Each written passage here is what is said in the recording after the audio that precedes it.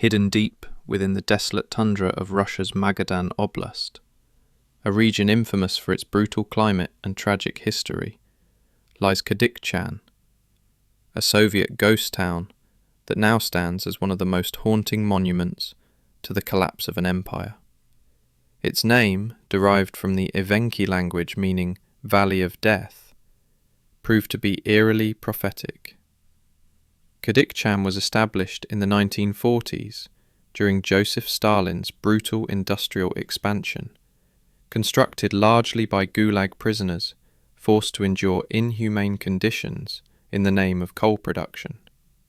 Located on the notorious Kolyma Highway, often called the Road of Bones because of the thousands of Gulag labourers who died during its construction, Kadykchan was always a town forged from suffering and isolation.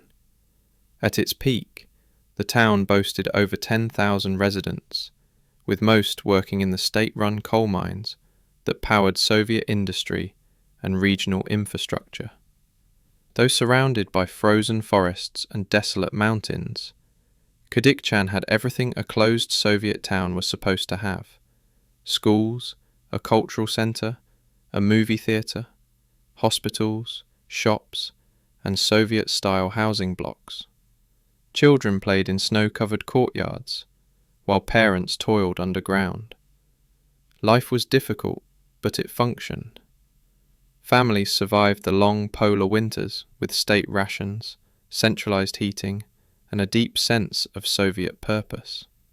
But the cracks began to show when the USSR collapsed in 1991. Suddenly, the system that held these remote towns together vanished. Government funding evaporated, the demand for coal plummeted, and wages went unpaid for months, then years. Supplies became irregular, basic services began to fail. Residents were left to fend for themselves in a place hundreds of kilometers from the nearest city, surrounded by endless wilderness and sub-zero temperatures. Then came the disaster that sealed the town's fate.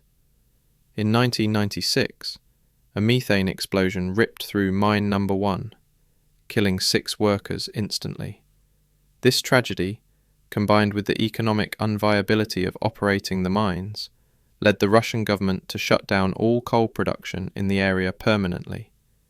The state declared Kadykchan uninhabitable and began a process of forced relocation. Residents were offered as little as 1,200 rubles, roughly $20 at the time, to leave their homes forever. Train tickets were handed out, apartments were stripped of ownership, and those who stayed behind were subjected to a brutal psychological campaign. Utilities were cut off, buildings were blown up with dynamite, and any remaining infrastructure was systematically destroyed. Within a few years, the town was nearly empty. By 2000, only a handful of people remained, most of them elderly or too poor to leave. In the 2010 census, what remains today is a perfectly preserved graveyard of Soviet life, rows of crumbling apartment blocks with curtains still hanging in the windows, toys scattered on floors, personal diaries left in drawers, textbooks open to lessons from long-forgotten school days. Hospitals still have beds with sheets on them, chalkboards remain in classrooms, communist propaganda posters, slogans and busts of Lenin lie gathering dust. It's as if the town's residents simply vanished overnight, like a modern-day Pompeii frozen not by lava, but by economic abandonment and relentless frost.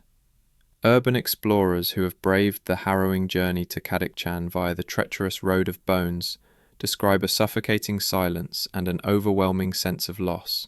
Some report strange occurrences, footsteps in snow that lead to nowhere, lights seen flickering in upper windows of buildings with no electricity, children's laughter heard faintly in the wind.